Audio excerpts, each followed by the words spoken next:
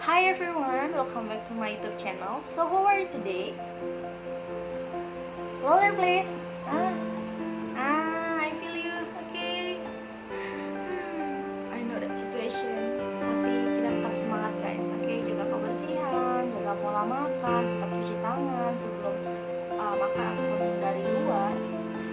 For today, I'll discuss about minimal pairs. What is minimal pairs? Minimal pairs are pairs of words or phrases in a particular language, spoken or signed, that differ in only one phonological statement, such as a phoneme, phoneme, or chroneme, and have distinct meanings. So the next is the example of minimal pairs.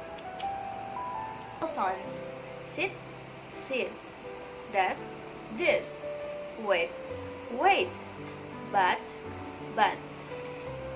so, saw, not, not, bad, bed, fast, first. Okay, the next is consonant sounds: very, very, pie, buy, alive, arrive, catch, cat, thin, thing, fat, hat, tree, free. I think it's enough. The next is initial consonant sounds: fast, pass, game, game, to, do, fall, wow. Next, final consonant sounds: back, back, and, head, head. Oke, singkatnya, minimal pairs adalah sebuah kata yang cara penyampaiannya itu hampir sama, akan tetapi secara penulisan ataupun maknanya itu berbeda. Nah, mereka itu digolongkan menjadi 4, yaitu vowel sounds, consonant sounds,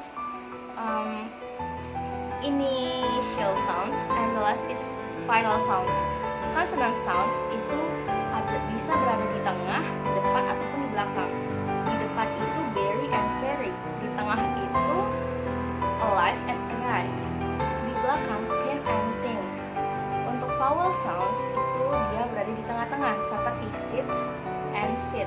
Sit menggunakan i, sit menggunakan i. Oke. Selanjutnya initial and final sounds. Kenapa digabung? Karena mereka itu berkebalikan. Initial berada di depan dan final berada di belakang. Initial seperti fast and pass. Untuk final, back and back. Nah, sekiranya itu yang bisa saya sampaikan, saya tambahkan untuk materi minimal pairs. Oke, saya rasa ini cukup untuk penyampaian materi minimal pairs. Saya mohon maaf apabila ada kesalahan dalam penyampaian ataupun pronunciation saya yang masih belum bagus.